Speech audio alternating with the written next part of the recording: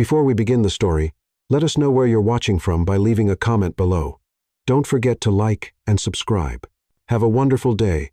Enjoy the story, everyone. The sterile white walls of Dr. Thompson's office seemed to close in around Sarah Novak as she sat across from the fertility specialist. Her husband Michael Carter's hand growing cold in hers. 3 years of trying. 3 years of hope turning to desperation with each negative pregnancy test. And now, this moment would define everything that came after. "I'm sorry, Sarah," Dr. Thompson said, his voice gentle but clinical. "The test results show severe endometrial scarring from your previous surgery. Natural conception will be extremely difficult, if not impossible." Sarah felt the world tilt on its axis. She'd suspected this day might come, but hearing the words spoken aloud felt like a physical blow. She turned to Michael, searching his face for the comfort she'd always found there. But his expression was unreadable, distant. "What are our options?" Sarah asked, her voice barely above a whisper. "IVF could be attempted, though success rates would be low given the extent of scarring. There's also adoption. Surrogacy. We'll think about it," Michael interrupted, standing abruptly. "Thank you, doctor." The drive home was suffocating in its silence. Sarah stared out the window at the Chicago suburbs, where they'd planned to raise their children, where they'd walked through neighborhoods pointing out houses with good schools and big backyards. Now, those dreams felt like cruel jokes. "Michael, we need to talk about this," Sarah said as they pulled into their driveway. "Not now, Sarah. I need to process this." But Sarah could see it in his eyes already. The withdrawal, the disappointment, the way he wouldn't quite look at her anymore. As if her body's betrayal was somehow a personal failing, a broken promise she'd made to him. Inside their home, Michael went straight to his office and closed the door. Sarah found herself alone in the kitchen, sinking into a chair at the table where they'd planned to help their children with homework. The front door opened, and Sarah's heart sank further. Eleanor Carter swept into the house like a storm front, her perfectly coiffed silver hair and designer suit a stark contrast to Sarah's tear-stained face and simple dress. "Michael called me," Eleanor announced, not bothering with pleasantries. "He told me about your situation." Sarah bristled at the way her mother-in-law said situation, like it was something shameful. "It's not a situation, Eleanor. It's a medical condition." Eleanor's pale blue eyes were as cold as winter ice. "Because, from where I stand, it looks like you've failed at the most basic function of being a wife." The words hit Sarah like physical blows. She'd endured 3 years of Eleanor's subtle digs about when she'd give them grandchildren, 3 years of pointed comments about other daughters-in-law who'd already produced heirs. But this was different. This was cruelty with surgical precision. "That's not fair," Sarah said, standing to face the older woman. "I didn't choose this. Didn't you?" Eleanor moved closer, her voice dropping to a venomous whisper. "You knew Michael wanted children. A large family. It's what the Carter men have always had. And you can't even give him one child." "There are other options," Eleanor laughed, the sound sharp and bitter. "Adoption? Raising some other woman's bastard? IVF with your damaged body? You think any of that is what my son deserves?" Sarah felt tears burning behind her eyes but refused to let them fall. Not in front of this woman who'd never accepted her, who'd spent 4 years of marriage making Sarah feel like an outsider in her own life. "Michael deserves better than a broken woman," Eleanor continued. "He deserves a real wife, a fertile wife, a woman who can give him the legacy the Carter name requires." "The Carter name?" Sarah's voice rose with fury. "What legacy? Your family business is failing. Michael works 60 hours a week, trying to save a company that your husband ran into the ground. What exactly are we preserving here?"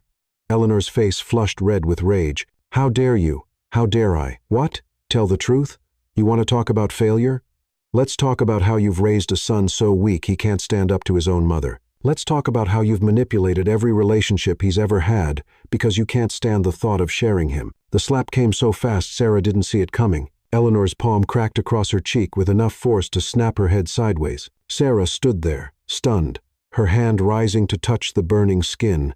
"You will not speak to me that way in my son's house," Eleanor hissed. "This is my house too," Sarah said quietly, but even as the words left her mouth, she wondered if that was still true. Heavy footsteps on the stairs announced Michael's arrival. He appeared in the kitchen doorway, his face haggard, his usually neat brown hair disheveled from running his hands through it. "What's going on?" he asked, though his eyes didn't quite meet Sarah's. "Your wife was just explaining to me why she thinks she deserves to stay married to you, despite being unable to fulfill her most basic duty," Eleanor said smoothly. Sarah watched her husband's face, waiting for him to defend her, to tell his mother she was out of line. But Michael just stood there, his jaw working silently. "Michael," Sarah said softly, "tell her to leave. Mom's just worried about our future," Michael said finally. "Our future?" Sarah felt something cold and final settling in her chest. "What future is that exactly?" Michael looked at his mother, then back at Sarah, and in that moment of hesitation, Sarah saw everything she needed to know. 4 years of marriage, 4 years of love and laughter and dreams, and it all came down to this. When forced to choose, he would always choose Eleanor. "I can't do this anymore," Michael said, the words tumbling out like he'd been holding them back for hours. "I can't pretend this is what I wanted. I married you because I loved you. But love isn't enough when you can't give me what I need." "What you need?" Sarah's voice was dangerously quiet. "Children, Sarah, a family, a real family, not some pieced-together arrangement with doctors and procedures and hope that probably won't work anyway."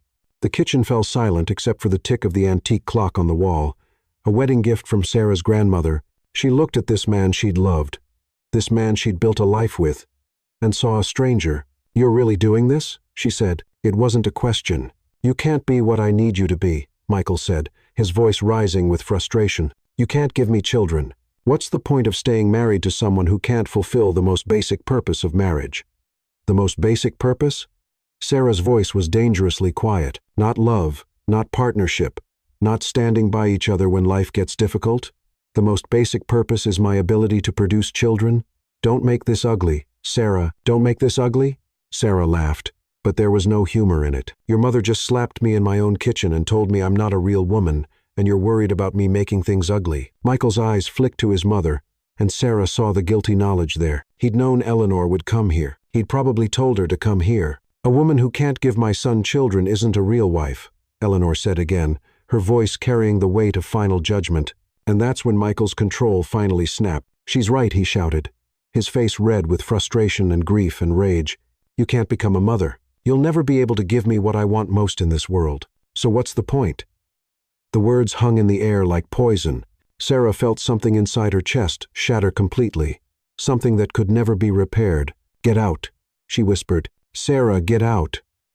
The scream tore from her throat with such force that both Michael and Eleanor took a step back. "Both of you, get out of my house." And then Michael's hand was moving, fast and vicious, catching her across the cheek with a crack that echoed through the kitchen. Sarah stumbled backward, her hand flying to her face, staring at this man who had just struck her.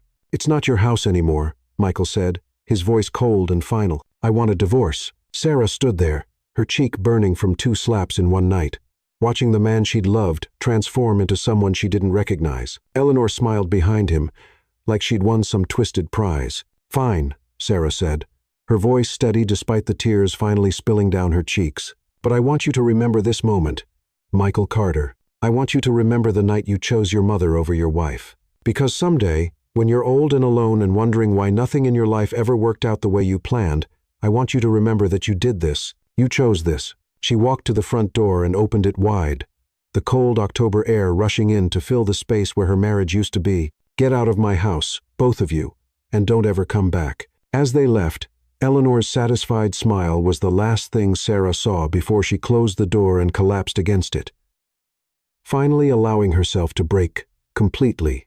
Her marriage was over. Her dreams of motherhood seemed impossible. But somewhere in the deepest part of her heart, a tiny flame of defiance flickered to life. She would survive this. She would rise from these ashes, and someday, somehow, she would make them both pay for this night. Chapter 2.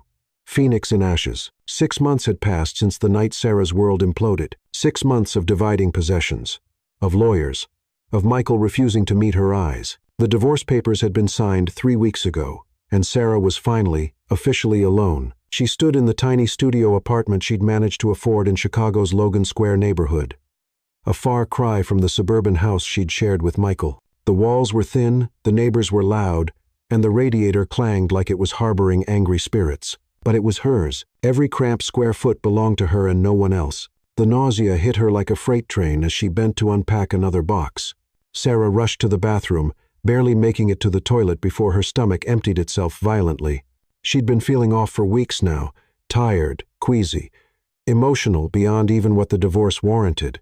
She'd attributed it to stress, to grief, to the upheaval of rebuilding her entire life from scratch. But as she sat on the cold bathroom floor, her head spinning and her hands shaking, a terrifying thought crept into her mind. "No," she whispered to the empty apartment. "That's not possible." But even as she said it, Sarah was calculating dates in her head. The night before Michael had asked for the divorce, they'd made love one last time. She thought it was reconciliation, a bridge back to each other. Instead, it had been goodbye. An hour later, Sarah stood in the pharmacy aisle, staring at pregnancy tests like they were instruments of torture. Her hands trembled as she reached for the most expensive one, as if paying more would somehow change the outcome. Back in her apartment, Sarah paced the small space while waiting for the test to process. 3 minutes had never felt so eternal. When the timer on her phone finally rang, she approached the bathroom counter like she was walking to her own execution. 2 pink lines stared back at her. Positive. Sarah sank to the floor, the test clattering from her nerveless fingers. Pregnant.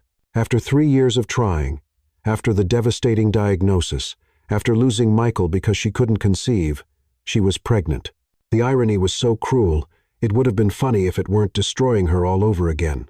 She called in sick to her temp job at the insurance office and spent the day in a daze, alternating between terror and a strange, fierce joy. By evening, she'd made her decision. She had to tell Michael, whatever had happened between them, he deserved to know he was going to be a father. Sarah's hands shook as she dialed his number. It rang 4 times before going to voicemail. "Michael, it's Sarah. I need to talk to you. It's important. Please call me back." He didn't call back that night, or the next day, or the day after that. On the 4th day, Sarah tried again. This time, a woman answered. "Hello?" The voice was crisp, professional, unfamiliar. "I'm sorry, I was calling for Michael Carter." "Who is this?" Sarah's stomach clenched. "This is Sarah. His ex-wife. I need to speak with him." There was a pause, then the sound of the phone being covered in muffled conversation. When the woman came back on the line, her voice was colder. "Michael doesn't want to speak with you. Please don't call this number again." "Wait, please. I just need—" The line went dead. Sarah stared at her phone, disbelief warring with growing panic. She tried calling again, but this time it went straight to voicemail. Michael had blocked her number. That weekend, desperate and running out of options, Sarah drove to Eleanor's house. If Michael wouldn't take her calls, maybe his mother would at least listen. Maybe family loyalty would mean something when it came to a grandchild. Eleanor answered the door in a silk blouse and pearls, as if she'd been expecting company for tea rather than her despised former daughter-in-law. "What are you doing here?" Eleanor's voice could have frozen water. "I need to speak with Michael. It's urgent. Michael is busy. He's moving on with his life, as he should. I suggest you do the same." "Eleanor, please, I'm pregnant." The words hung between them like a bomb waiting to explode. Sarah watched Eleanor's face carefully, expecting shock, maybe even joy at the prospect of a grandchild. Instead, she saw calculation and then something that looked almost like hatred. "Pregnant?" Eleanor's voice was deceptively calm. "How interesting. And who's the father?" Sarah felt like she'd been slapped again. "Michael is the father. This baby was conceived before our divorce." "So you claim." "I'm not claiming anything. I'm telling you the truth." Eleanor stepped closer, her voice dropping to that familiar venomous whisper. "The truth? The truth is that you're a desperate woman who's realized she made a mistake. The truth is that you're trying to trap my son with some other man's bastard." "That's not the truth," Eleanor continued, her voice rising now. "Is that Michael has found someone else, someone better, someone who can actually give him what he needs. And you pathetic creature, are trying to ruin his happiness with lies." Sarah felt tears burning behind her eyes. "This isn't a lie. This baby is Michael's child." "Even if it were," Eleanor said, and now her smile was pure venom. "Do you really think Michael wants anything to do with you? Do you think he cares about some mistake from his past life? He's moved on. He's happy. And I will not let you destroy that. I'm not trying to destroy anything. I just thought he should know. He doesn't want to know. He doesn't want to see you, hear from you, or have anything to do with you ever again. And if you try to contact him, if you try to force this fantasy of yours on him, I will make your life a living hell." Eleanor stepped even closer. Her perfectly manicured finger pointed at Sarah's chest like a weapon. "I have money, connections, and influence that you can't even imagine. I will destroy you in court. I will have you declared an unfit mother. I will make sure you lose everything, including that baby, if you don't disappear from our lives completely." Sarah stood there, stunned by the naked cruelty in the older woman's voice. She'd known Eleanor disliked her.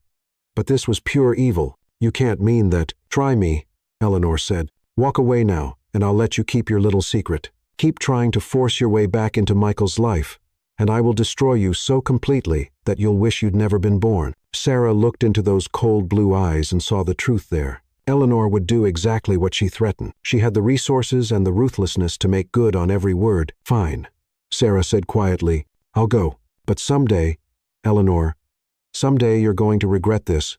Both of you. As Sarah walked back to her car, she felt something shifting inside her. The scared, desperate woman who'd come here begging for scraps of acknowledgement was dying. And something harder, stronger was being born in her place. She drove to the lake, to the spot where she and Michael used to watch sunsets during happier times. The water was gray and choppy, reflecting the cloudy sky. Sarah sat on a bench and placed her hands on her still flat stomach. It's just you and me now, she whispered to the baby growing inside her. But that's okay. I'm going to be enough. I'm going to be everything you need. The next morning, Sarah called her supervisor at the temp agency and quit. Then she called the admissions office at Northwestern University Law School. I'd like to inquire about your part-time evening program, she said. If Michael and his mother thought they could erase her from their lives, they were wrong. If they thought she would disappear quietly into the night, they had vastly underestimated who she was becoming. 3 weeks later, at her first prenatal appointment, Sarah discovered she was carrying twins. As she stared at the ultrasound screen showing 2 tiny heartbeats, she felt a fierce, protective love, unlike anything she'd ever experienced. 2 babies, Dr. Sharma said with a smile. Congratulations. Thank you, Sarah whispered, tears streaming down her face. But these weren't tears of sadness or fear. These were tears of determination. She was going to raise these children alone. She was going to become a lawyer. She was going to build a life so magnificent that Michael and Eleanor would choke on their own cruelty. And someday, when she was ready, when she was powerful enough to protect her children from their poison, she would make sure they knew exactly what they had thrown away. The phoenix was rising from the ashes of her old life, and she was going to burn brighter than they ever imagined possible. Chapter 3. 2 Hearts, 1 Warrior. The contraction started at 3:00 a.m. On a bitter February morning, 8 weeks before Sarah's due date, she woke up in her studio apartment, water breaking across the sheets she'd just washed, with no one to call and no one to help her to the hospital except the ambulance she couldn't afford. Please, she whispered to the babies inside her as another contraction tore through her body. Not yet. Mama's not ready yet. But Ethan and Lucas Novak had their own timeline. They arrived at Chicago General Hospital after 14 hours of labor, tiny and perfect and fighting for their lives in the NICU. Sarah, exhausted and terrified, pressed her face against the glass of their incubators and made them a promise. I don't know how to do this, she whispered to their sleeping forms, connected to more wires and tubes than seemed possible for such small bodies. But I'm going to figure it out. I'm going to be everything you need. The hospital social worker, a kind woman named Maria Gonzalez, found Sarah crying in the pumping room 3 days later. Honey, Maria said gently, is there someone I can call for you? Family? The baby's father? Sarah looked up with red-rimmed eyes. There's no one. It's just us. Maria sat down beside her. That's not true. There's a whole network of support out there for women like you, single mothers, students, women rebuilding their lives. You just have to be brave enough to reach for it. Maria was right. Over the next weeks, as Ethan and Lucas grew stronger in the NICU, Sarah discovered an underground network of women who understood her struggle. There was Jamal, a nurse who worked the night shift and let Sarah stay past visiting hours. There was Professor Davis from Northwestern, who helped Sarah defer her law school admission until the fall, when the babies would be older. There was Mrs. Liu from down the hall, an elderly widow who offered to babysit in exchange for help with her groceries.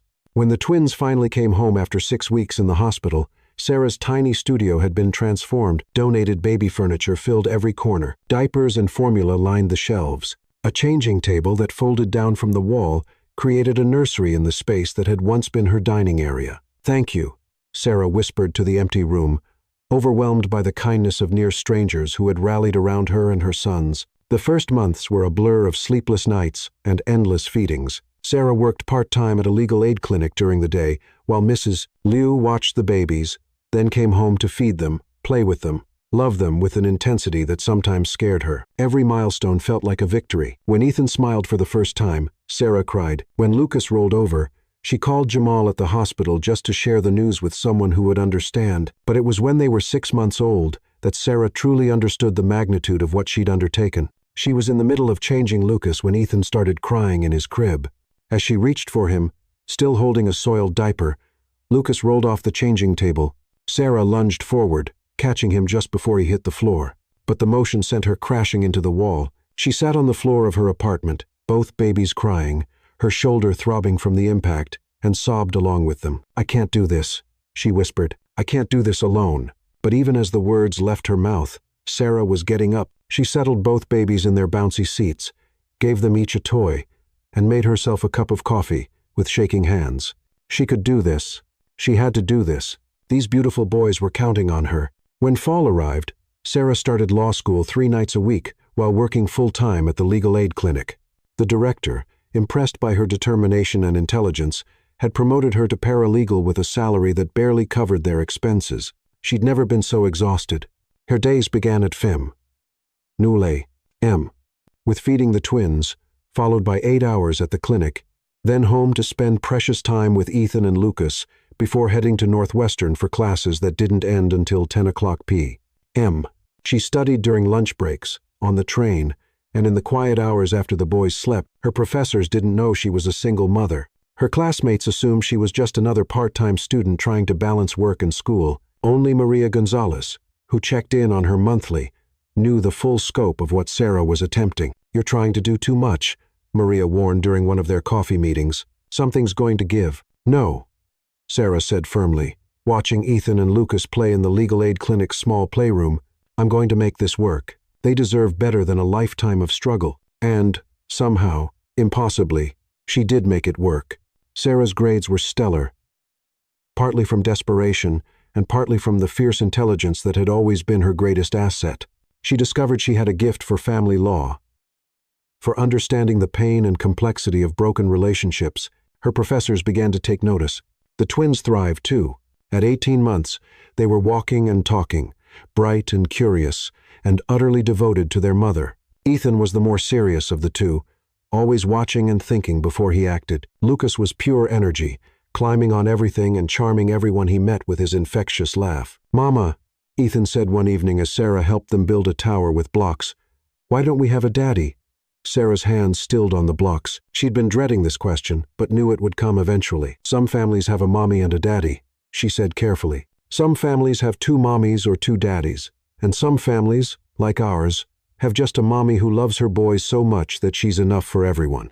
But other kids have daddies," Lucas added, not understanding the weight of his words. "I know they do, baby. And maybe someday we'll have more people in our family. But right now, it's just us 3.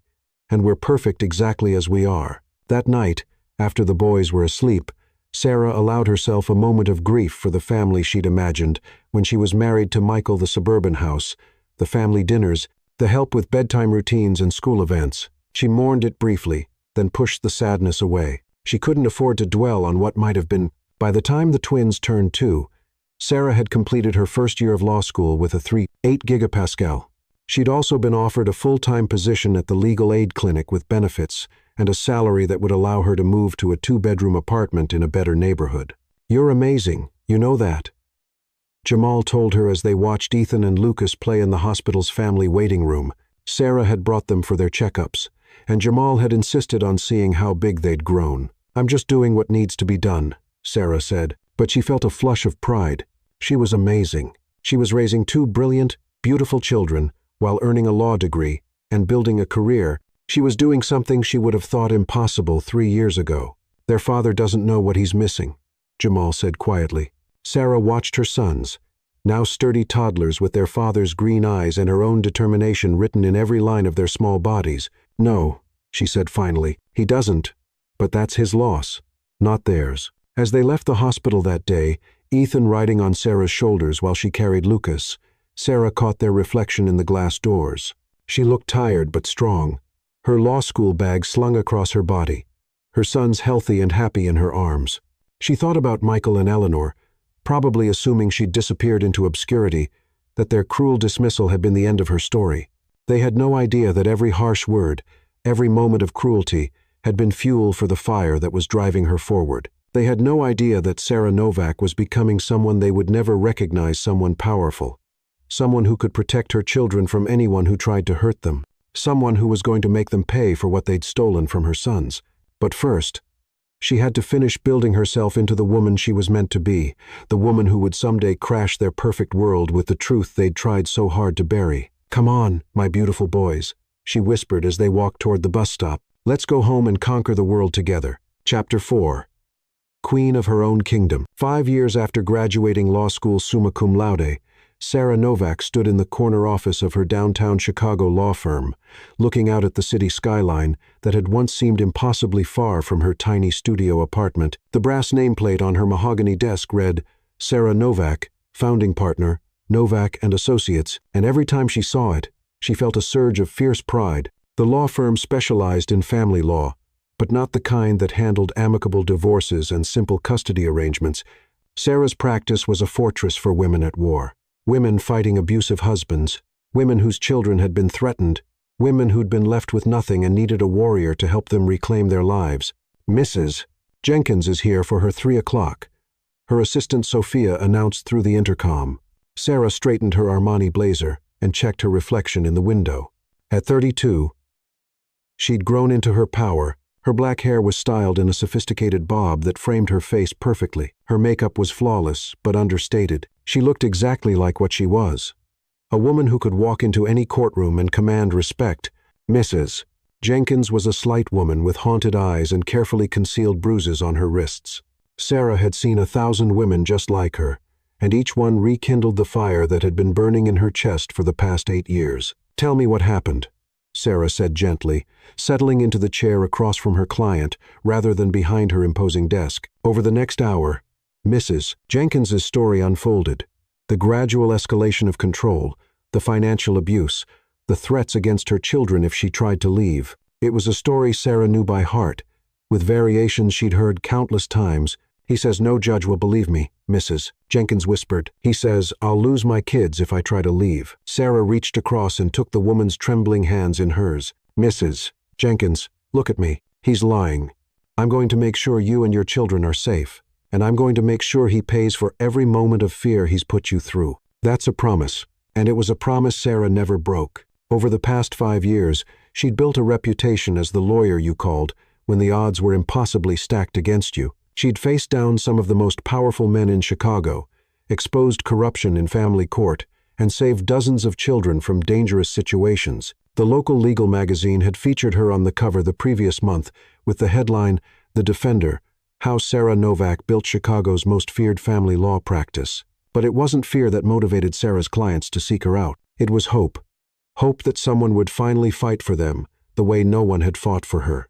After Mrs. Jenkins left with a comprehensive legal strategy and the phone numbers for 3 safe houses, Sarah checked her watch. Almost time to pick up Ethan and Lucas from their after-school program at the prestigious Lincoln Park Academy, where they were both honor students. At 10 years old, her sons were everything she'd dreamed they could be. Ethan was contemplative, already showing aptitude for strategy and critical thinking. Lucas was pure charisma, the kind of child who could charm his way out of trouble and rally other kids to his cause within minutes. They both played violin, Ethan because he loved the mathematical precision of it, Lucas because he loved performing. They both played soccer, spoke conversational Spanish, and could code in Python. Sarah had made sure they had every advantage she'd never had, every opportunity she could possibly provide. "Mom," Lucas called out as she pulled up to the school in her sleek black BMW. Ethan got in trouble for arguing with Mrs. Liu about the American Revolution again. "I wasn't arguing," Ethan said with wounded dignity as he climbed into the back seat. "I was correcting historical inaccuracies." Sarah caught his eye in the rearview mirror. "And how did that go over?" "She gave me extra homework," Ethan admitted. "But I was right." "Being right isn't always the same as being wise," Sarah said, though she was secretly proud of his refusal to back down from his convictions. "Sometimes you have to pick your battles." "Is that what you do in court?" Lucas asked. "Pick your battles?" Sarah considered the question as they drove through Lincoln Park toward their brownstone. She'd bought the house 2 years ago, a beautiful 3-story building with a garden in back and enough space for the boys to each have their own room and a study area. Sometimes, she said finally, but when someone is trying to hurt people who can't protect themselves, that's always a battle worth fighting. That evening, as she helped the boys with their homework at the kitchen island, Sarah's phone rang. The caller ID showed a number she didn't recognize, but something about it seemed familiar. "Novak and Associates," she answered, her professional voice crisp and authoritative. "Sarah? Sarah Novak?" The voice made her blood run cold. She hadn't heard it in 8 years, but she would have recognized it anywhere. "This is Sarah," she said carefully, motioning for the boys to continue their work. This is Michael Carter." Sarah's hand tightened on the phone. "What do you want, Michael?" I heard about your law firm, about how successful you've become. I'm really happy for you. Are you calling to congratulate me? Because if so, you're about 8 years too late." There was a long pause. "Sarah, I know you probably don't want to hear from me, but I've been thinking about you, about us. I made some mistakes." "Some mistakes?" Sarah's voice was deadly quiet. "Is that what you call it?" "I was young and stupid, and I let my mother influence me too much. I should have supported you. I should have believed in us." Sarah looked at her sons, bent over their math homework, completely absorbed in their work. Michael had no idea they existed. He had no idea that his mistakes had cost him the chance to know these incredible children. "Michael," she said finally, "I'm going to say this once, and then I never want to hear from you again. You didn't make mistakes. You made choice. You chose your mother's approval over your wife. You chose cruelty over compassion. You chose to abandon us when I needed you most." "Sarah, please, I'm not finished." Her voice cut through his, pleading like a blade. "I've built a life that's better than anything you could have given me. I have everything I ever wanted, and I got it all without you. So whatever midlife crisis or bout of nostalgia brought you to my phone number, deal with it somewhere else. I just thought maybe we could talk. Maybe grab coffee." And Sarah's voice was sweetly poisonous. "Go to hell." She hung up and immediately blocked the number, her hands shaking with rage and adrenaline. "Mom." Ethan looked up from his homework, concern written across his features. "Are you okay?" Sarah took a deep breath and smoothed her expression back into calm. "I'm fine, baby. Just work stuff." But she wasn't fine. Michael's call had shaken something loose inside her. Some carefully contained fury that she'd been using as fuel for years. He was thinking about her, missing her, wanting to reconnect. The irony was breathtaking. Now that she was successful, now that she'd proven she could thrive without him, now he wanted her back. "Mom," Lucas said, looking up from his science project, "can we make the volcano explode bigger tomorrow?" Sarah smiled, the rage transmuting into something colder and more purposeful. "We can make it explode as big as you want, sweetheart." Later that night, after the boys were asleep, Sarah sat in her home office, reviewing case files and planning strategies for the next day's court appearances, but her mind kept drifting to Michael's call, to the pathetic hope in his voice, to his assumption that he could just waltz back into her life because he'd finally realized what he'd lost. She pulled up Google on her laptop and searched for his name. The results showed he was still working at his family's construction company, which, according to the business pages, was struggling financially. His LinkedIn profile showed no wife, no children, no real accomplishments beyond maintaining a failing business. Sarah closed the laptop and leaned back in her chair. Michael Carter was exactly where she'd expected him to be. Nowhere, still under his mother's thumb, still living a small life in a small world, still thinking that the universe revolved around his wants and needs. Well, he was about to learn how very wrong he was about that, because Sarah Novak was no longer the broken woman he'd discarded. She was a queen in her own kingdom, and that kingdom was about to expand in ways that would leave him breathless. The game was about to begin, and this time, Sarah held all the cards. Chapter 5. Ghosts of Broken Promises. Michael Carter sat in his cramped office at Carter Construction, staring at the stack of overdue bills that seemed to multiply every time he looked away. The company his grandfather had built, that his father had expanded, and that his mother insisted he maintain, was slowly dying, suffocated by debt, and Michael's complete lack of passion for the family business. The irony wasn't lost on him that he'd destroyed his marriage to protect a legacy that was now crumbling in his hands. "Michael!" Eleanor's voice cut through the thin walls of the construction trailer like a knife. At 65, she was still formidable, still perfectly coiffed, still treating everyone around her like servants in her personal kingdom. "We need to discuss the Peterson contract." Michael rubbed his temples, feeling the familiar headache that came with any conversation involving his mother. The Peterson contract was a small residential job that would barely cover payroll for 2 weeks. But Eleanor discussed it like it was a multi-million-dollar development deal. What about it, Mother? The profit margins are too thin. You need to cut costs somewhere. I've cut everywhere I can cut. We're barely breaking even as it is. Eleanor's perfectly made-up face twisted into the expression of disappointment that Michael had been seeing since childhood. Your father never had these problems. Dad had 25 employees and contracts with the city. We have 6 employees. And we're competing with companies that undercut us by 30%. Then maybe you need to work harder. Michael looked at his mother, this woman who had controlled every aspect of his life for 35 years, and felt the familiar cocktail of guilt, resentment, and exhaustion that defined their relationship. He worked 60 hours a week trying to keep the company afloat while she played lady of the manor and criticized his every decision. Maybe I do, he said quietly, because arguing was pointless. Eleanor always won their arguments, not through logic or reason but through sheer force of will and his own inability to truly stand up to her. That evening, Michael drove to O'Malley's pub, the same bar where he'd been drinking alone 3 nights a week for the past 2 years. The bartender, Sean, had long since stopped asking what was wrong and just poured Michael's usual whiskey without being asked. Rough day? Sean asked, more out of politeness than genuine interest. They're all rough days, Michael replied, staring into his glass.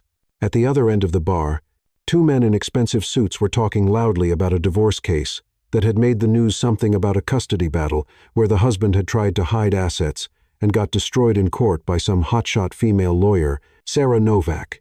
One of them said, "That woman is ruthless. She took Peterson for everything he had, and then some." Michael's head snapped up. Sarah Novak. The name hit him like a physical blow. "You know her?"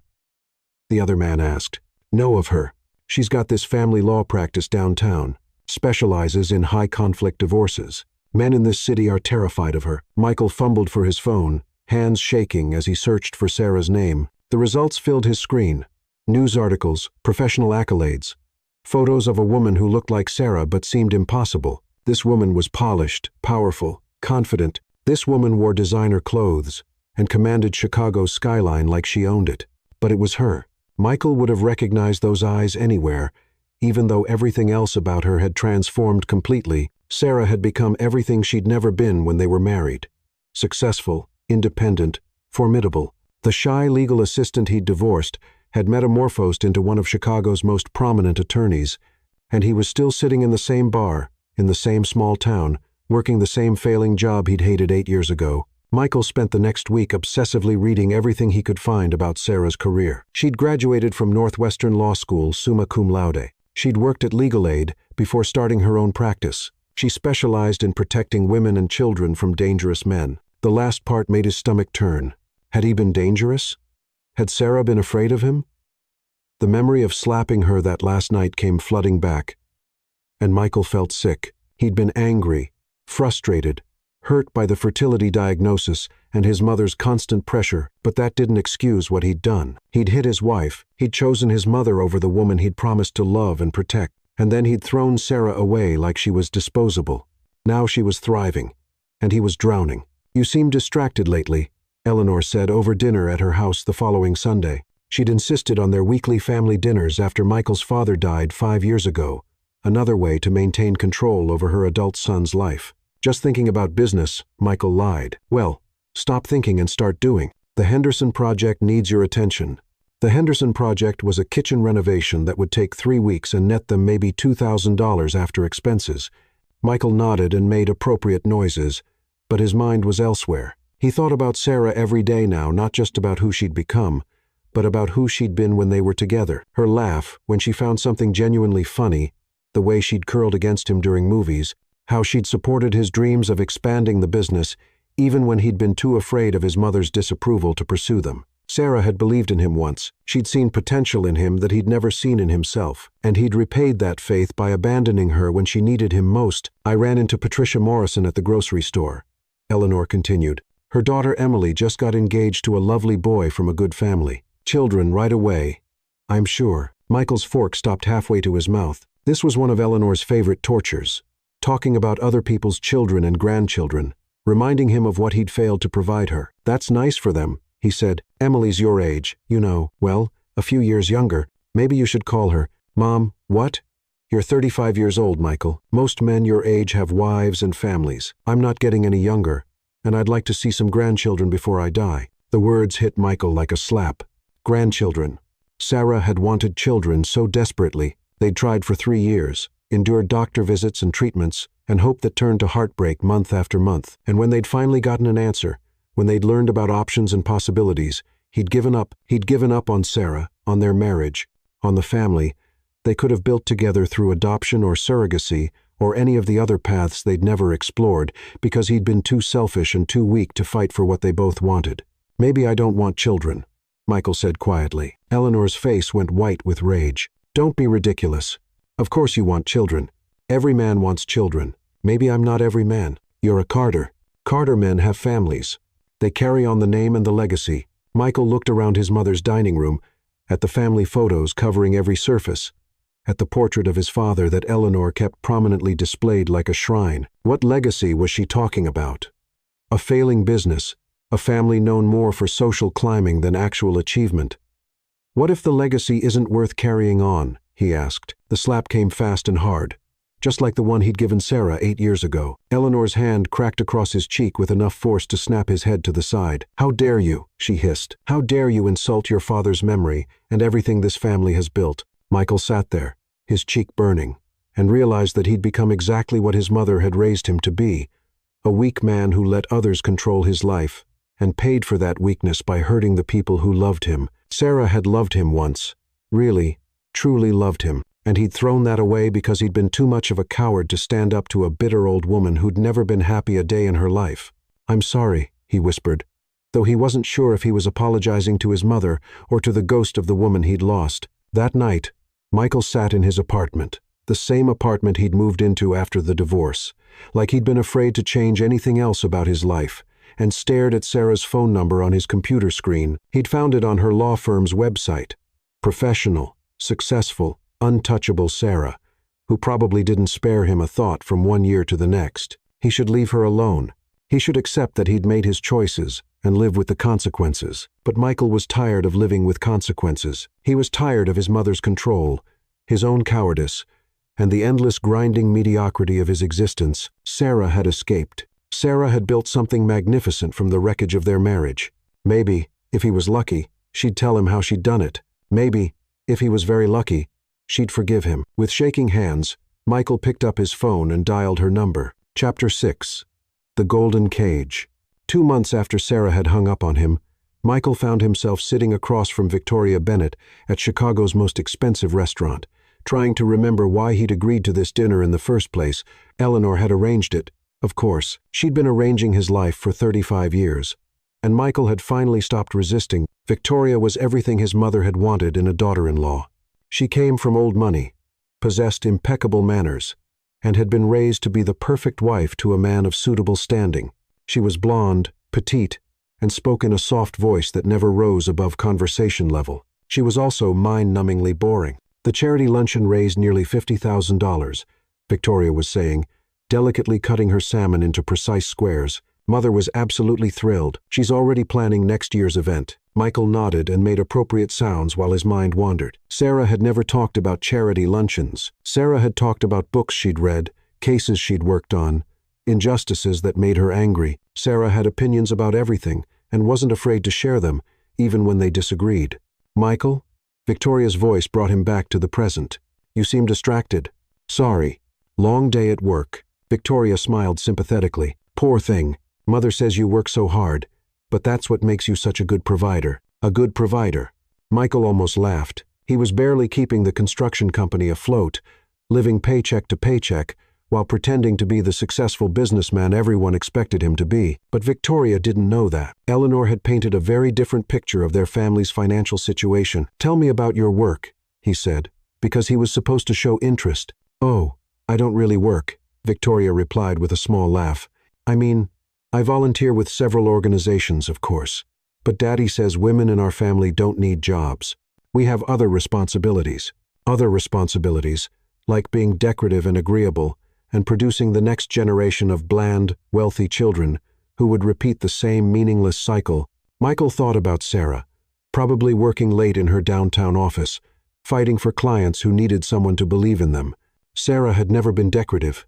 She'd been passionate, driven, alive in ways that Victoria could never understand. "That must be nice," Michael said, though it sounded hollow even to him. 3 weeks later, Michael proposed to Victoria in the rose garden at Navy Pier. Exactly as Eleanor had suggested, he'd bought the ring Eleanor had selected, spoken the words Eleanor had helped him rehearse, and knelt on the precise spot where Victoria had mentioned she'd always dreamed of being proposed to. Victoria said, "Yes, of course." She'd been saying yes to everything since their first date, agreeing with his every opinion and deferring to his every preference like a well-trained pet. "Oh, Michael," she squealed, loud enough to attract the attention of other couples strolling through the garden. "It's absolutely perfect." The diamond was perfect. It was also enormous, flashy, and completely tasteless, everything Sarah would have hated. Sarah's engagement ring had been modest but elegant, chosen because it reminded Michael of her grandmother's vintage jewelry that she'd loved so much. He'd pawned that ring 3 years ago to help make payroll. "Let's call Mother and Daddy right away," Victoria bubbled, already pulling out her phone. "They'll want to start planning the engagement party immediately." And just like that, Michael's proposal became about everyone except the 2 people who were supposed to be getting married. The engagement party was held at the Bennett family's estate in Lake Forest, a sprawling mansion that made Michael feel like a poor relation playing dress-up. 200 guests sipped champagne and congratulated Michael on his excellent choice, while he stood beside Victoria and smiled until his face hurt. "She's lovely," person after person told him. "You're so lucky." "Perfect couple," they said, "made for each other." "Beautiful children," they predicted. "Gorgeous, well-bred children." Michael smiled and nodded, and accepted their congratulations while feeling like he was watching someone else's life unfold. This wasn't what he'd imagined when he'd thought about marriage. It wasn't the partnership he'd had with Sarah, the sense of building something together. This felt like a business transaction dressed up in white lace and good china. "You look handsome tonight," Eleanor said, appearing at his elbow with a glass of champagne and a satisfied smile. "Victoria is everything I hoped she'd be. She's very nice," Michael said carefully. "Nice?" Eleanor's laugh was sharp. "Michael, she's perfect. She comes from an excellent family. She's been properly raised. And she'll give you beautiful children without any of the complications of your previous marriage." The casual cruelty in his mother's voice made Michael's stomach turn. Sarah's fertility struggles hadn't been complications. They'd been heartbreaking challenges that they should have faced together. "Don't talk about Sarah like that," he said quietly. Eleanor's eyes flashed with anger. "I'll talk about that woman however I choose. She was a mistake, Michael, a poor choice that you corrected when you came to your senses. Victoria is your future now." Michael looked across the room at his fiancée, who was showing off her engagement ring to a group of her friends. They were all cooing over it like it was the most magnificent thing they'd ever seen, and Victoria was basking in their attention. "She doesn't love me," Michael said suddenly. "What?" "Victoria, she doesn't love me. She loves the idea of me, the version of me you've sold her family, but she doesn't actually know me at all." Eleanor stepped closer, her voice dropping to the venomous whisper Michael knew so well. "Love is a luxury, Michael. Marriage is about compatibility, shared values, and building a proper family. Victoria will give you children, maintain your home, and enhance your social standing. What more could you possibly want? What more could he want?" Michael thought about Sarah's laugh, the way she'd challenged him to be better, the conversations that had lasted until dawn because neither of them wanted to stop talking. He thought about the passion that had burned between them, the sense that they were partners in everything. He thought about the family they could have built together if he'd been brave enough to fight for it. "I want what I had before," he said. "What you had before was an illusion," Eleanor snapped. "That woman couldn't give you children. She was holding you back, keeping you from your true potential. Victoria will help you become the man you're meant to be." The man he was meant to be. Michael wondered if his mother had any idea who that actually was, or if she'd ever cared about anything beyond molding him into her image of the perfect son. "The wedding will be in June," Eleanor continued, as if the conversation about love had never happened. "Victoria's mother and I have already started planning. The Ritz-Carlton has agreed to hold the date, June." Michael felt trapped, like the walls were closing in around him. "That's only 4 months away. No point in waiting. You're not getting any younger. And I want to see grandchildren before I'm too old to enjoy them." Grandchildren. There it was again. The pressure that had destroyed his first marriage and was now defining his second. Michael wondered if he'd ever be allowed to make a choice based on what he actually wanted, rather than what everyone else expected from him. "What if I'm not ready?" he asked. Eleanor's smile was cold and final. "Then you'll get ready, because this is happening, Michael. You've already proposed. The announcements have been sent, and deposits have been paid. There's no backing out now." Michael looked around the elegant party, at all the smiling faces celebrating his future, and felt like he was attending his own funeral. In 4 months, he'd marry a woman he didn't love to please, a mother who would never be satisfied, no matter what he did. And somewhere in downtown Chicago, Sarah was probably working late in her corner office, building the life she'd created for herself, surrounded by people who respected and admired her. Sarah had escaped this world of expectations and obligations and hollow traditions. Michael was about to chain himself to it forever. As the evening wore on and guest after guest congratulated him on his engagement, Michael felt something dying inside him. It might have been hope or dreams or simply the last remnant of the man he'd been when Sarah had loved him. By the time the last guest left and Victoria kissed him goodnight with the passionless peck that passed for affection between them, Michael knew with absolute certainty that he was making the biggest mistake of his life, but it was too late to stop it now. The golden cage was closing around him, and he'd helped build every bar. Chapter 7. Storm Before the Lightning. Sarah stared at the wedding announcement in the Chicago Tribune Society section, her coffee growing cold as she read the details. Victoria Bennett and Michael Carter, to wed at the Ritz-Carlton, Chicago. The photo showed Michael in a tuxedo beside a blonde woman who gazed at the camera with the vacant smile of privilege. The 15th of June, Sarah murmured to herself. In exactly 6 weeks, Michael would marry his mother's carefully chosen replacement for the wife he'd thrown away. "Mom." Ethan appeared in the kitchen doorway, already dressed for school in his uniform blazer and tie. At 10, he carried himself with a dignity that reminded Sarah of herself at that age. Serious, observant, always thinking 3 steps ahead. "You look upset." Sarah folded the newspaper and smiled at her son. "Just work stuff, sweetheart. Where's your brother?" Still trying to decide between the blue tie and the red tie. "He says the blue brings out his eyes, but the red makes more of a statement." Sarah laughed. Despite her dark mood, Lucas had inherited her flair for drama, along with Michael's devastating green eyes. He was going to break hearts someday, but more importantly, he was going to change the world. Both her boys were. "Tell him to wear the blue," she called as Ethan headed back upstairs, "and remind him we leave in 10 minutes. After dropping the twins at Lincoln Park Academy, Sarah drove to her office with the wedding announcement burning in her purse like a secret. She'd spent 10 years building a life without Michael. 10 years proving that she was stronger and more capable than anyone had ever imagined. She didn't need revenge, but she wanted it. "Sophia," she called to her assistant as she swept into the law firm. "Cancel my afternoon appointments and get me everything you can find on the Bennett family. Financial records, business dealings, social connections, everything." Sophia Morales had been with Sarah for 3 years, ever since the practice had grown large enough to need a full-time assistant. She was efficient, discreet, and had an uncanny ability to find information that other people preferred to keep hidden. "Should I ask why we're investigating socialites?" Sophia asked. "Personal matter," Sarah replied. "Also, I need you to find out everything about the Carter Construction Company. Financial status, outstanding debts, business relationships. I want to know if they're struggling as badly as I suspect they are. How deep should I dig?" Sarah thought about Michael's phone call 2 months ago, the desperation beneath his casual tone, the way he'd sounded like a man drowning in his own mediocrity. "Deep enough to find the bottom," she said. Over the following weeks, Sarah systematically gathered intelligence on Michael's new life. The Bennett family was exactly what she'd expected.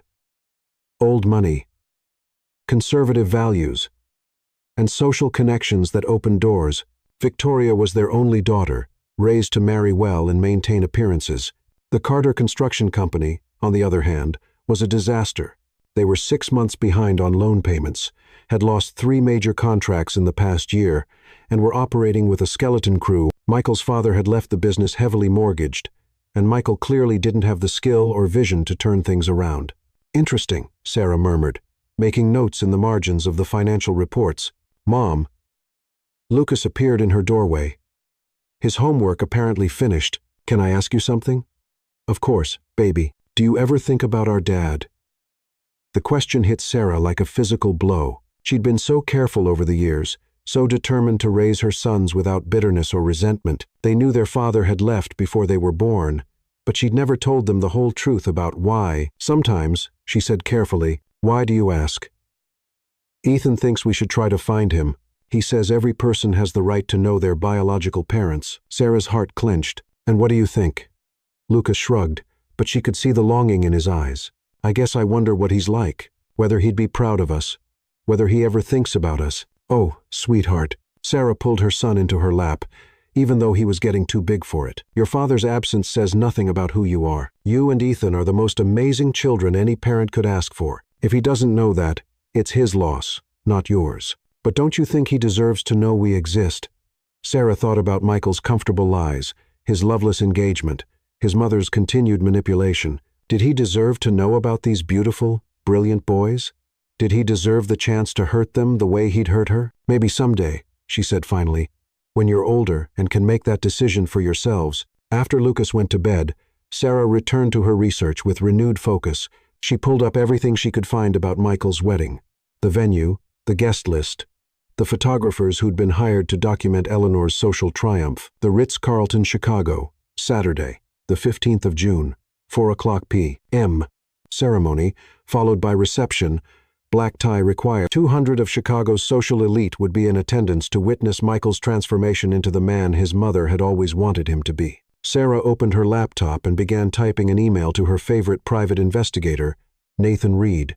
She'd worked with him on dozens of cases, and he'd never failed to deliver exactly what she needed. "Nathan," she wrote, "I need detailed background checks on Michael Carter and Victoria Bennett. Focus on any potential scandals, financial improprieties, or personal relationships that might not be public knowledge. Also need security details for their wedding on the 15th of June.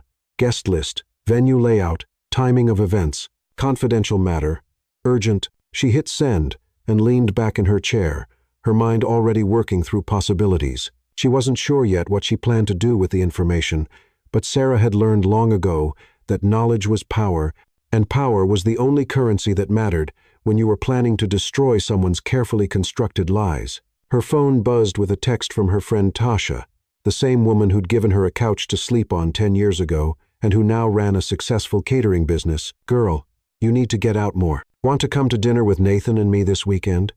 He's got a friend I think you'd like." Sarah smiled and typed back, "Can't this weekend? But rain check. You work too much. When's the last time you went on a date?" Sarah considered the question. When was the last time she'd been interested in dating anyone? She'd had a few casual relationships over the years, but nothing serious, nothing that had made her want to risk the life she'd built for herself and her sons. Maybe after the 15th of June, she'd be ready to think about the future instead of settling accounts with the past. The next morning brought Nathan's preliminary report, and Sarah read it over her coffee with growing satisfaction. Michael's construction company was even worse off than she'd thought. They defaulted on 2 equipment loans and were facing foreclosure on their office building. Victoria's family, meanwhile, had quietly transferred several assets out of her name in the past 6 months, a sure sign that someone was worried about protecting money from potential creditors. More interesting was the revelation that Eleanor Carter had personally guaranteed several of the construction company's loans. If the business failed, she would lose her house, her investments, and her carefully maintained lifestyle. No wonder she was desperate to see Michael married to money. Sarah's phone rang, interrupting her thoughts. The caller ID showed Nathan Reed's number. "What did you find?" she asked without preamble. "More than you probably expected." Nathan's gravelly voice replied, "Your ex-husband's fiancée has some interesting secrets. Want to meet for lunch? My office, 1 o'clock. And Nathan, this conversation never happened." "What conversation?" Sarah hung up and turned her attention to the most important decision she'd faced in 10 years. She could use this information to destroy Michael's wedding, to expose the lies and financial desperation that Eleanor was trying to hide behind social climbing and arranged marriages, or she could walk away and let him marry his perfectly appropriate bride and live his perfectly mediocre life. She thought about her sons, about the questions they were starting to ask, about the day when they would demand the whole truth about their father. She thought about the man who'd slapped her and thrown her away because she couldn't immediately give him children. She thought about justice. Sarah opened her calendar and marked the 15th of June with a simple notation: wedding. The storm was gathering, and when it broke, it would wash away everything Michael thought he knew about his safe, controlled world. He'd thrown away his phoenix once. Now she was coming back to burn his golden cage to the ground. Chapter 8. When Thunder Speaks. The Ritz-Carlton Chicago had been transformed into a fairy tale setting, all white roses and crystal chandeliers, with enough flowers to stock a small greenhouse. Sarah stood in the hotel lobby, watching the wedding guests arrive in their designer gowns and expensive suits, and felt like a wolf circling a flock of sheep. She'd chosen her outfit carefully, a midnight blue Valentino dress that hugged her curves and commanded attention, paired with Jimmy Choo heels that added 4 inches to her already imposing height. Her hair was styled in an elegant updo that showcased the diamond earrings she'd bought herself to celebrate winning her biggest case last month. She looked like exactly what she was, a woman who had built an empire from ashes and wasn't afraid to burn down anyone who stood in her way. Beside her, Ethan and Lucas stood like young princes in their perfectly tailored navy suits. She debated bringing them, but ultimately decided that Michael needed to see exactly what his choices had cost him. The boys thought they were attending a family friend's wedding, and Sarah had carefully prepared them for what might happen. "Remember," she said quietly as they walked toward the ballroom, "no matter what happens in there, you stay calm and stay close to me." "Yes, ma'am," Ethan said, his hand instinctively reaching for his brother's. Even at 10, he had protective instincts that would serve him well in life. Sarah checked her watch. 4:15 p.m. The ceremony had started 15 minutes ago, which meant Michael and Victoria were probably in the middle of their vows right now. Perfect timing. She approached the uniformed usher at the ballroom doors, a young man clearly overwhelmed by the event's scale. "I'm sorry, ma'am, but the ceremony has already begun. I can't seat anyone until." Sarah smiled, the expression sharp enough to cut glass. "I'm Sarah Novak. I believe I'm on the guest list." She wasn't, of course, but she said it with such authority that the young man immediately began scanning his clipboard with growing panic. I don't see your name here, but maybe don't worry about it," Sarah said smoothly, already moving past him. "Family friends of the groom. We'll just slip in the back." Before he could protest, Sarah was through the doors with her sons beside her, entering a ballroom filled with 200 of Chicago's most prominent citizens. The ceremony was indeed in progress, with Michael and Victoria standing at an altar that probably cost more than most people's cars. Sarah positioned herself at the very back of the room, in the shadows, where she could observe without being noticed. From here, she had a perfect view of the proceedings and a clear path to the front when the moment came. Michael looked miserable. Even from a distance, Sarah could see the tension in his shoulders, the way he kept glancing at his mother in the front row, as if seeking permission to breathe. He was going through the motions of happiness, but anyone who'd known him as well as Sarah could see the truth. Victoria, on the other hand, glowed with the satisfaction of a woman who'd achieved everything she'd been raised to want. She was beautiful in an untouchable way, like a porcelain doll that had never been played with. Her wedding dress probably cost more than Sarah's car, and she wore it like armor against the complexities of real life. "Dearly beloved," the minister intoned, "we are gathered here today to witness the union of Michael Carter and Victoria Bennett in holy matrimony." Sarah felt Lucas shift beside her, his attention caught by something at the front of the room. When she followed his gaze, she saw what had captured his interest. Michael's face, visible in profile as he faced his bride. "Mom," Lucas whispered, barely audible even to her. "Is that?" "Shh," Sarah murmured, her hand finding his shoulder. "Wait." The ceremony proceeded with all the warmth of a business merger. Michael and Victoria repeated their vows with the enthusiasm of people reading a grocery list, while Eleanor dabbed at her eyes with a handkerchief that probably cost more than most people's monthly rent. "If anyone has any reason why these two should not be joined in marriage," the minister continued, "speak now, or forever. Hold your peace." The traditional pause stretched out, filled with a rustle of expensive fabric and the distant sound of traffic from Michigan Avenue. Sarah felt her heart hammering against her ribs as she prepared to step forward. This was it, the moment that would change everything. She stepped out of the shadows and into the aisle, her voice cutting through the silence like a blade. "I object." This man abandoned his children. The effect was instantaneous and devastating. 200 heads turned toward her in unison, a wave of shocked murmurs rippling through the crowd. At the altar, Michael went white as a sheet, his mouth falling open in disbelief. Victoria looked confused, as if she couldn't quite process what was happening. But it was Eleanor's reaction that Sarah savored most. The older woman's face went through a rapid succession of emotions: confusion, recognition, and then pure, undiluted rage. "This man," Sarah continued, her voice carrying the authority she'd developed in countless courtrooms, "abandoned his children. The murmurs grew louder, shocked exclamations echoing off the crystal chandeliers. Sarah began walking down the aisle, her sons beside her, every eye in the room following their progress. "Excuse me," the minister stammered. "But who are you?" "I'm Sarah Novak," she replied, never taking her eyes off Michael's stricken face.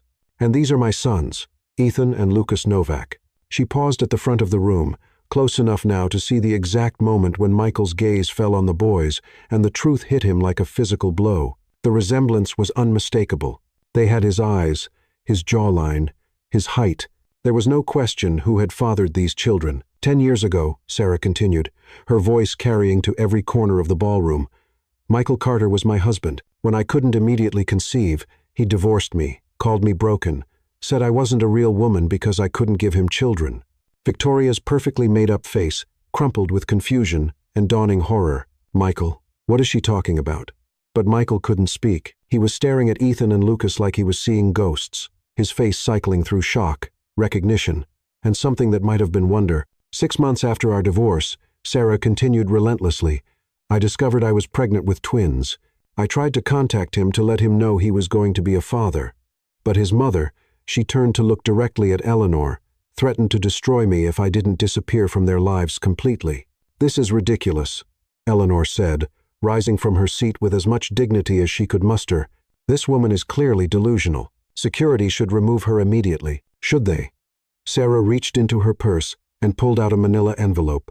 "Because I have medical records proving these children were conceived during our marriage, I have financial records showing that Michael has never paid a single dollar in child support, and I have documentation of the threats his mother made to keep me quiet." The lie about recordings rolled off her tongue smoothly. Eleanor's face went ashen, clearly wondering what evidence Sarah might actually possess. "Michael," Victoria said, her voice rising with hysteria, "tell her this isn't true. Tell everyone, this is some kind of mistake." But Michael still couldn't speak. He was looking at his sons with an expression of such naked longing that it was almost painful to witness. Ethan, ever the serious one, stepped forward slightly. "Are you our father?" he asked, his young voice cutting through the chaos with devastating clarity. The question hung in the air like a sword waiting to fall. The entire ballroom held its breath, waiting for Michael's answer. "I." Michael's voice came out as a croak. He cleared his throat and tried again. "I didn't know. I swear to God. I didn't know you existed." "Liar!" Eleanor shrieked, abandoning all pretense of dignity. "She's lying. She's trying to ruin everything."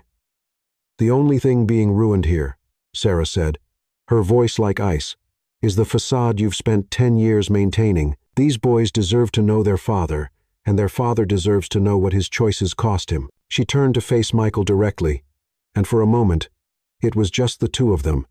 10 years of pain and transformation, hanging between them like a bridge.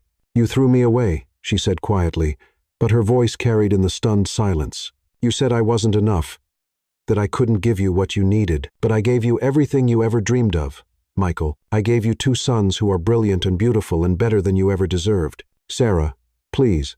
Michael stepped toward her, his hand outstretched. "No." Sarah's voice cracked like a whip. "You don't get to please me. You don't get to pretend this is some tragic misunderstanding. You chose to believe your mother over your wife. You chose to give up, rather than fight for our family. You chose to walk away from love because it wasn't easy enough for you. I was young and stupid." "You were weak," Sarah corrected. "And you still are. Look around, Michael. Look at this ridiculous circus your mother has orchestrated. You're marrying a woman you don't love to please a woman who will never be satisfied, no matter what you sacrifice." Victoria let out a sob that echoed through the ballroom. "This can't be happening. This can't be real." "It's very real," Sarah said, not unkindly, "and I'm sorry you had to find out this way. But you deserve better than a man who's still letting his mother run his life at 35. "Enough!" Eleanor's voice rose to a shriek. "I will not stand here and listen to this. This nobody destroy my family." Sarah turned to face her former mother-in-law, and when she smiled, it was the expression of a predator who had finally cornered her prey. "Nobody?" Sarah's laugh was like broken glass. "I'm one of the most successful family lawyers in Chicago.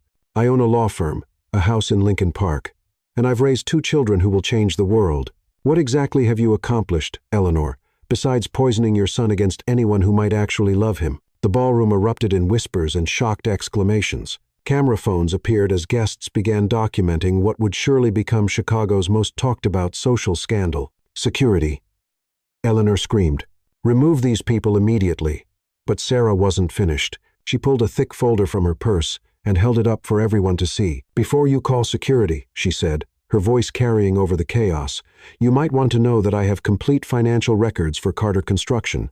6 months behind on loan payments, facing foreclosure, and hemorrhaging money. The only thing keeping them afloat is the Bennett family's money, which explains this hasty marriage to a woman Michael barely knows." Victoria's father, a distinguished man in his 60s, rose from his seat with murder in his eyes. "Is this true, Carter?" Michael looked like a man drowning, his carefully constructed world crashing down around him. "Mr. Bennett, I can explain, can you?" Sarah interjected. "Can you explain how you've been lying to this family about your financial situation? Can you explain how you've let your mother manipulate you into a marriage based on deception and greed?" "Michael," Victoria sobbed, her perfect makeup running down her cheeks, "how could you do this to me?" And that's when Michael finally found his voice. "Because I'm exactly who she said I am," he said, his words carrying across the ballroom with devastating clarity. "I'm weak. I'm a coward, and I've been lying to myself for 10 years about who I really am and what I really want." He turned to look at Sarah and his sons, and his voice broke. "I want them," he whispered. "I want my boys. I want the family I was too stupid to fight for." "Well, you can't have them," Sarah said, her voice final as a judge's gavel. "You gave up that right when you chose her over me." She nodded toward Eleanor, then looked around the ballroom at all the shocked, staring faces. "Ladies and gentlemen, you came here to witness a wedding. Instead, you've witnessed the truth. Michael Carter is a man who abandons his family when things get difficult and lies to get what he wants. Victoria Bennett is better off without him." Sarah took her son's hands and began walking back down the aisle, her head held high, leaving devastation in her wake. Behind her, she could hear Victoria sobbing, Eleanor screaming accusations, and the general chaos of 200 people trying to process what they'd just witnessed. At the ballroom doors, Sarah turned back for one last look at the wreckage of Michael's carefully planned future. He was standing alone at the altar, abandoned by his bride and his mother, staring after the family he'd never known he had and would never be allowed to claim. "Justice," Sarah whispered to herself as she walked away. The thunder had spoken, and the storm was complete. Chapter 9. The slap that echoed through time. Sarah had barely made it to the hotel's marble lobby when she heard her name being called. She turned to see Michael running after them, his expensive tuxedo disheveled, his face flushed with desperation and something that looked like hope. "Sarah, wait. Please." She stopped, placing protective hands on her son's shoulders as Michael skidded to a halt in front of them. Up close, she could see the tears in his eyes, the way his hands shook as he stared at Ethan and Lucas, like they were miracles he was afraid would vanish if he looked away. "Are they really mine?" Michael's voice broke as he stared at Ethan and Lucas. "Yes," Sarah said simply, "they were yours. You gave up any claim to them 10 years ago." Michael fell to his knees in the middle of the Ritz-Carlton lobby, bringing himself to eye level with his sons. Several wedding guests had followed them out and were watching the scene unfold with fascination, their phones already documenting what would be tomorrow's headlines. "My God," Michael whispered, reaching out as if to touch Ethan's face before stopping himself. "You're beautiful. You're both so beautiful." Ethan studied his father with the serious expression that was uniquely his. "Why didn't you want us?" The question hit Michael like a physical blow. "I did want you. I didn't know you existed. I thought your mother couldn't have children." "You thought wrong about a lot of things," Lucas said, his young voice carrying a wisdom that made Sarah's heart ache. "Mom says you left because she couldn't get pregnant, but then we happened anyway. If you'd stayed," Ethan added with devastating logic, "you would have known about us."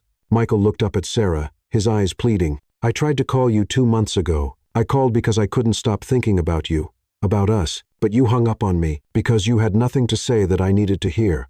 Sarah replied coldly. "You didn't call because you missed me, Michael. You called because your life was falling apart, and you thought I might be able to fix it for you, just like you always did. That's not true, isn't it?" Sarah's voice cut through his protests. "Your business is failing. Your mother is controlling every aspect of your life. And you're about to marry a woman you don't love for her family's money. So you called your ex-wife, hoping what? That I'd take you back? That I'd solve all your problems?" Michael struggled to his feet, his face flushing with shame and anger. "You don't understand. I've been trapped, suffocated by my mother's expectations for years. I never wanted this marriage, this life. Then why are you living it?" Sarah's voice rose, drawing even more attention from the hotel staff and remaining wedding guests. "You're 39 years old, Michael. When are you going to stop blaming your mother for your choices? I'm trying to change, are you? Because from where I stand, you just ran away from your own wedding instead of being honest with that poor girl you were about to deceive." Behind Michael, Eleanor appeared in the lobby like an avenging angel, her face twisted with rage, her carefully styled hair slightly mussed from the chaos Sarah had left in her wake. "Michael," she shrieked, her voice echoing off the marble walls, "get away from that woman and those children. This is all lies, all manipulation." "Shut up." Michael's voice was so quiet that Sarah almost didn't hear it, but Eleanor heard it, and her face went white with shock. "What did you say to me?" I said, "Shut up." Michael turned to face his mother, and for the first time in his adult life, there was steel in his voice. "Shut up, Mother. Just shut up. Michael, you don't understand what you're doing. This woman is trying to destroy our family." "No," Michael said, his voice growing stronger. "You destroyed our family. You destroyed my marriage. You've been destroying my life for 35 years. And you just destroyed any chance I had of knowing my own children." Eleanor's mouth opened and closed like a fish gasping for air. She'd never heard her son speak to her this way, had never encountered resistance to her will. "I tried to protect you," she whispered. "Everything I did was to protect you from making mistakes." "Mistakes?" Michael's laugh was bitter and broken. "The only mistake I made was listening to you. The only mistake was letting you convince me that Sarah wasn't good enough, that our love wasn't real, that I deserved better than the best thing that ever happened to me." He turned back to Sarah, his eyes blazing with 10 years of suppressed regret. "I know I don't deserve forgiveness. I know I threw away something precious and irreplaceable. But please, Sarah, please don't punish my sons for my failures." "Our sons," Sarah corrected sharply, "don't need you. They've never needed you. I've raised them alone for 10 years, and they're perfect exactly as they are. But they deserve to know their father." "Do they?" Sarah's voice was like ice. "Do they deserve to know a man who's so weak he let his mother choose his wife? Do they deserve a father who gives up the moment things get difficult? Do they deserve to have their hearts broken the way you broke mine?" Michael flinched as if she'd struck him. "I'm not that man anymore." "Prove it," Sarah said quietly. "How? Tell me how, and I'll do it." Sarah looked at this man who had once been her whole world, who had destroyed her so completely that she'd had to rebuild herself from ashes. She thought about the scared, pregnant woman she'd been 10 years ago, begging for scraps of acknowledgement from people who saw her as disposable. Then she thought about who she was now. Successful, powerful, feared by men like him throughout the city. She thought about her sons, brilliant and strong and utterly devoted to her. She thought about the life she'd built without him, better than anything he could have given her. "You want to prove you've changed?" Sarah asked. "Then let us go. Stop trying to force your way into our lives because you finally realized what you lost. Accept that some things can't be undone. Some bridges can't be rebuilt.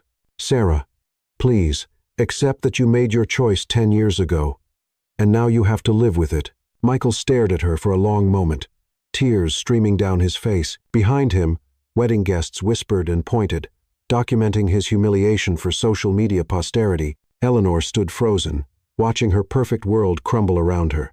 "I love you," Michael whispered, his voice breaking. "I never stopped loving you. And I know that makes everything worse." And that's when Sarah felt the final piece of her revenge click into place, because now she could give him exactly what he'd given her 10 years ago. The agony of loving someone who would never love you back. "I know," she said softly, "and I'll never forgive you for that either." The words hit Michael like a physical blow, and Sarah saw the exact moment when he understood. He would have to live the rest of his life knowing that his children existed, that they were brilliant and beautiful and forever beyond his reach. He would have to live knowing that the woman he'd thrown away had become everything he'd never imagined she could be. He would have to live with the consequences of his choices, just as she'd had to live with hers. "Goodbye, Michael," Sarah said, turning to leave. "Wait." Michael's voice stopped her. Can I just tell them something, please?" Sarah hesitated, then nodded once. Michael knelt again, looking into the faces of the sons he would never really know. "I want you both to know that your mother is the strongest, most amazing woman I've ever met, and you're lucky to have her. Take care of her for me, okay?" Ethan and Lucas nodded solemnly, not fully understanding the weight of the moment, but sensing its importance. Michael stood and looked at Sarah one last time. "For what it's worth, I'm sorry for everything." Sarah studied his face, seeing genuine remorse there alongside the pain. After 10 years of anger and hurt, she found that she had one more gift to give him. She stepped forward and, with the same force he'd used on her a decade ago, slapped him across the face. The sound echoed through the marble lobby like a gunshot. Michael's head snapped to the side, his cheek immediately reddening with the imprint of her hand. "That," Sarah said quietly, "is for the woman you destroyed 10 years ago, the one who begged you to love her enough to fight for your marriage." Michael stood there, his hand pressed to his burning cheek, understanding finally dawning in his eyes. "And this," Sarah continued, taking her son's hands, "is for the woman I became without you." She walked toward the hotel's revolving doors, her head held high, her children beside her. Behind her, she could hear the chaos continuing. Eleanor's voice rising in fresh hysteria. Guests, excitedly discussing what they'd witnessed. Hotel staff trying to restore order, but Sarah didn't look back. She'd said everything she needed to say, done everything she'd come to do. The score was settled, the debt was paid, and she was finally, completely free. Chapter 10, Crown of Fire and Diamonds. 3 months after the wedding that became Chicago's most talked-about social disaster, Sarah stood in her corner office, watching the city skyline. The headlines had been spectacular. Wedding crasher exposes groom's secret children. Chicago's most feared lawyer destroys society wedding. The story had gone viral within hours, making Sarah a symbol of female empowerment and justice served cold. Her law firm had been flooded with new clients. Women who'd been dismissed, discarded, and underestimated by powerful men who thought they could control the narrative of their own destruction. Sophia knocked on her office door, carrying the afternoon mail and wearing the satisfied smile of someone who'd watched her boss become a legend. "The interview requests are still pouring in," Sophia announced, setting down a stack of letters from producers, journalists, and book publishers. Good Morning America called again. "They really want you for their women's empowerment segment." "Maybe next month," Sarah said. Her attention caught by a particular envelope mixed in with the fan mail. The return address made her stomach clench. "Carter Construction, also." Sophia continued. "Dr. Russo called to confirm dinner tonight. He said to remind you that Ethan and Lucas are excited about the Cubs game this weekend." Sarah smiled despite the tension caused by Michael's letter. Antonio Russo had entered their lives 2 months ago, quite literally running into her at the hospital when she'd taken Lucas in for a soccer injury. He was a pediatrician with kind eyes and gentle hands, and he'd charmed both her sons within minutes of meeting them. More importantly, he looked at Sarah like she was a wonder, not a conquest. He admired her strength rather than being intimidated by it. And when he kissed her, which he'd done for the first time just last week, she felt something she'd thought was dead forever. The possibility of love without conditions. "Tell him saith." "Dim," Sarah said. "And Sophia, hold my calls for a few minutes." After Sophia left, Sarah opened Michael's letter with hands that barely trembled. The handwriting was the same as she remembered, though perhaps more shaky than it had been 10 years ago. "Sarah, I know I have no right to contact you after what happened at the wedding, but I needed you to know how the story ends. Mother moved to Florida 2 weeks ago. She couldn't handle the social humiliation, the way her friends whispered about her at the country club. The house is being sold to pay off the company's debts. Everything she built her identity around is gone. I've closed Carter Construction. I should have done it years ago, instead of trying to preserve something that was already dead. I'm working for a solar energy company now, not glamorous, but honest work for a company that's actually trying to make the world better. I've been going to therapy. Dr. Alvarez says I have much work to do, understanding why I let fear control my life for so long. She says healing isn't about forgiveness from others. It's about learning to forgive yourself while accepting that some things can't be undone. I think about Ethan and Lucas every day. I wonder what they're learning in school. Whether Lucas still wants to be a marine biologist. Whether Ethan is still reading books about ancient Rome. I wonder if they ever think about me, if they understand why I wasn't there for their first steps, their first words, their first days of school. I know you were right to keep them from me. I know I forfeited any claim to them when I chose my mother's approval over fighting for our family. But I want you to know that meeting them, even for those few minutes, was the most important moment of my life. You were right about everything. I was weak. I was a coward. I threw away something irreplaceable, because I was too afraid to stand up to the woman who raised me to be exactly like her, controlling, bitter, and unable to love without conditions. But you were wrong about one thing. You said I'd live the rest of my life knowing what I lost. The truth is, I didn't lose you and our boys. I never deserved you in the first place. You became magnificent in spite of me, not because of me. I'm writing this not because I expect anything from you, but because I needed you to know that your revenge was perfect. You didn't just humiliate me. You freed me. For the first time in my life, I'm making my own choices, living by my own values, trying to become someone worthy of the love you once gave me. I know it's too late for us. I know you've moved on and built a life that's better than anything I could have given you. But someday, if Ethan and Lucas want to know their father, I'll be here. I'll be someone they can be proud of. Thank you for loving me once upon a time. Thank you for giving me 2 sons who will change the world. And thank you for showing me what strength really looks like. With love and regret, Michael. P.S. I heard about Dr. Russo. The boys mentioned him when they called me. Sarah's hands stilled on the letter. When they called me, she was still processing this revelation when Ethan appeared in her office doorway, looking guilty and determined in equal measure. Mom, can we talk? Did you call your father? Sarah asked, her voice carefully controlled. Ethan nodded, his chin lifting with defiance that reminded her powerfully of herself. Lucas and I researched our family history for a school project. We found newspaper articles about the wedding, and they had his company name. We called Carter Construction and asked to speak with him. Ethan. We just wanted to talk to him, her son continued, stepping into the office with the measured pace of someone delivering a prepared speech. We're not trying to hurt you, or replace you, or anything like that. We wanted to understand. Sarah sank into her chair, feeling like the ground had shifted beneath her feet. Understand what? Why he left? Why he didn't fight for us? Whether he's sorry? And what did you discover? Lucas appeared beside his brother, the two of them presenting a united front. He's really sorry, Mom.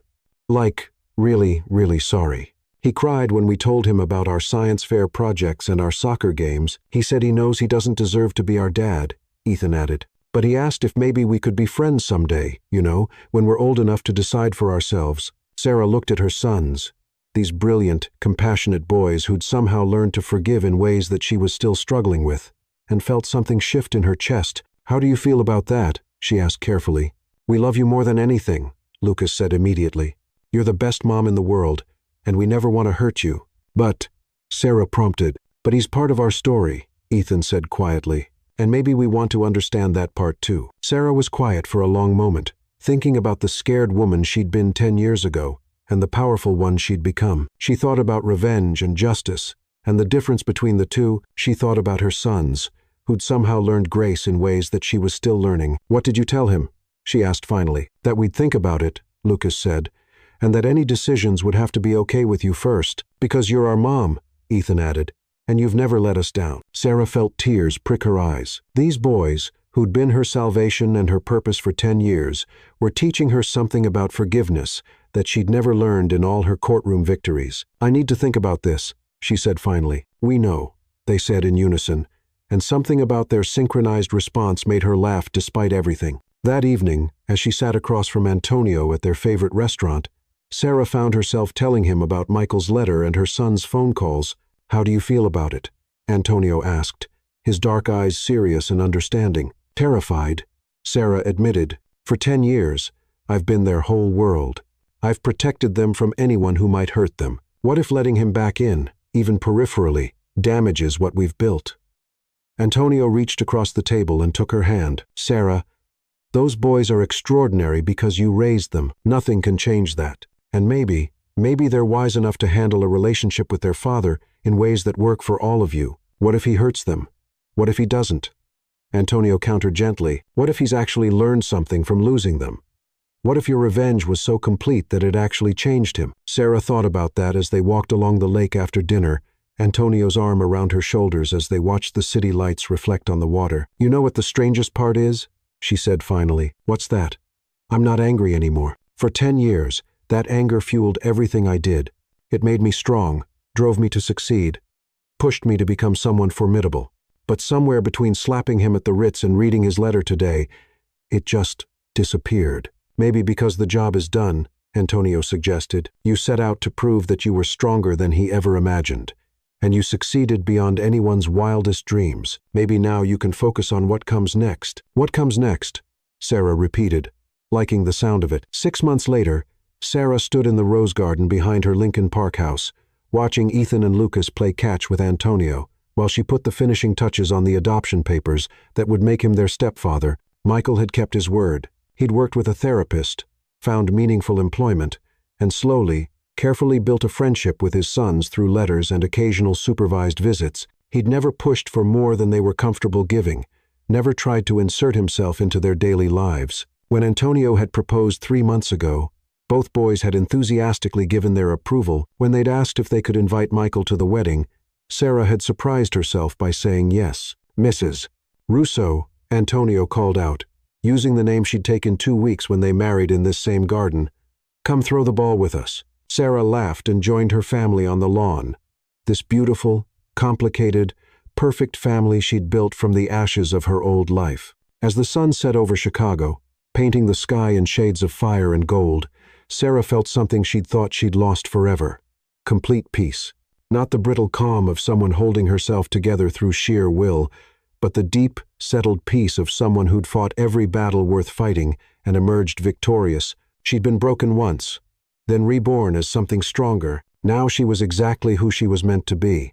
A woman who'd built an empire from ashes, who'd raised kings from nothing, who'd proven that the best revenge was a life lived magnificently, and she had never been more powerful.